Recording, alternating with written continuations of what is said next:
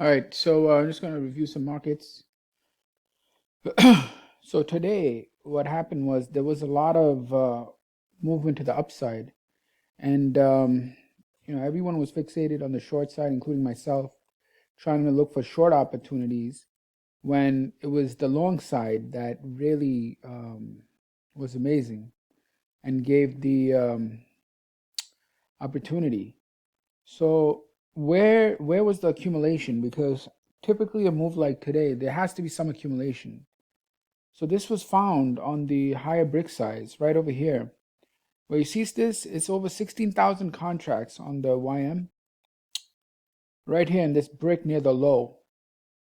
Right here, as the market attempted to break, you see rally, pullback, breakdown, it attempted to break, it started going sideways. And it's not as clean here as it is. I don't even know where it is now. I can't find it, but anyway, oh yeah, no wonder. Right here. This right here was an accumulation, and it's much cleaner actually on the Russell. Russell makes it so clean. But the point here is that this was a accumulation. If you take a look at the same chart during I mean just take the look at the Russell chart, you'll see a very clean base and all that. Anyway, make a long story short, accumulation, bang and bang. Right here, it was ready for markup, pulled back all the way below. The hell? 1 second. So it pulled back. First, it broke out, right? I don't know what the hell's going on. Anyway, some bullshit. Um, 1 second. So over here, all of this is accumulation. It was clear on the other Russell chart. Um, GCLG2. Okay, anyway. So market rallied, all did all that, and then went crazy. So the key is when the market is rallying, right? Sometimes it'll give a signal, but if it you have to know, okay, is this signal high probability or not? And what was the key thing that stopped me from taking the signal right here? Yes, they're selling. Yes, there's a break. Yes, it's price. But do you see any distribution in the background here? Do you see any distribution? Any distribution? No. So what does that mean? You cannot take this trade. At least for me, I can't take this trade. Why? Because in order for there to be markdown, there must be distribution. It it's not distribution doesn't occur in isolation. I mean, markdown doesn't occur in isolation.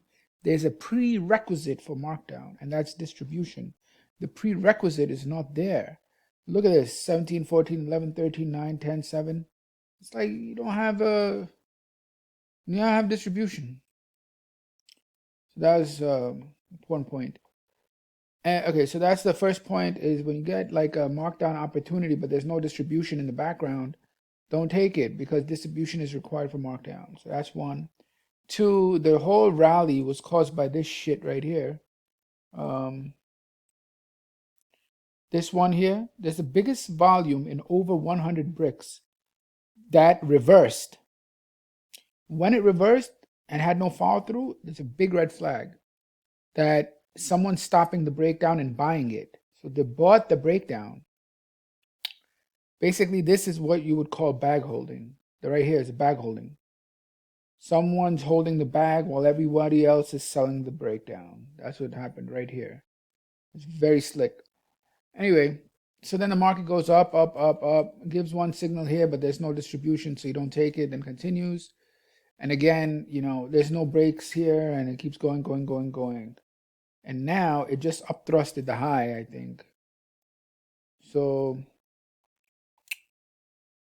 I'm gonna see what the hell what's going on here because I'll figure out what's going on in a little while.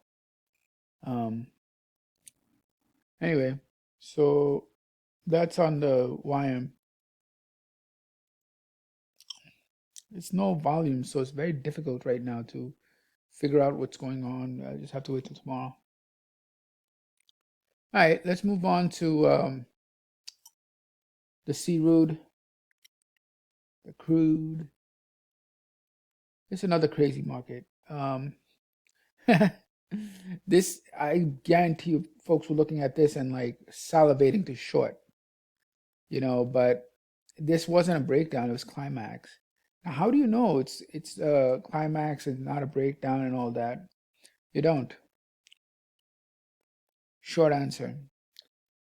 This is a climax because it's at the end of a trend, but it could also be at the end of a trend and be a breakout on a higher time frame.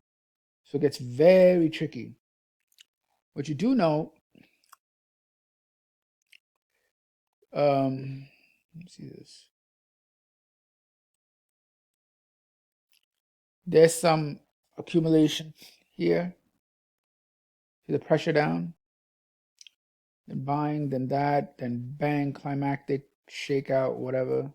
And then it goes straight up, straight up, straight up, straight up, straight up, straight up, straight up, straight up. Now we finally see some pressure. But again, cannot, I'm not gonna do it because the price is in an uptrend. I do not want to touch it short while it's in an uptrend because there are too many false signals, and I'm gonna have to do some brain rocket science to figure out whether to short it or not. So I don't want to go through all the trial and error, and then might take 2 attempts and all that. So anyway, so this is done. So these are the only 2 markets. What's the key lessons here? The key lesson is, even if you're biased, if you're bearish, right, do not uh do not have a blind eye to the long side, especially when it's glaring out at you.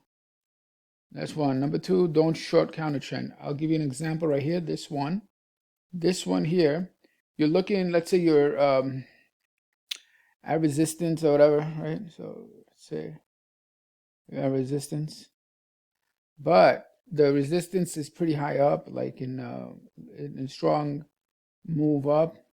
This here is a counter trend. See, selling and lower high, lower low. So very interested in establishing a short, but not to do it because in a counter trend, the whole purpose of a counter trend is just a test. All right, so they're testing something like right over here, the breakout. The purpose of a counter trend is to test, or a purpose of a pullback, right, is to test. It's to mitigate and it's to cause short covering to create new highs. So, all right, I think I'm done. Have a good day. Bye.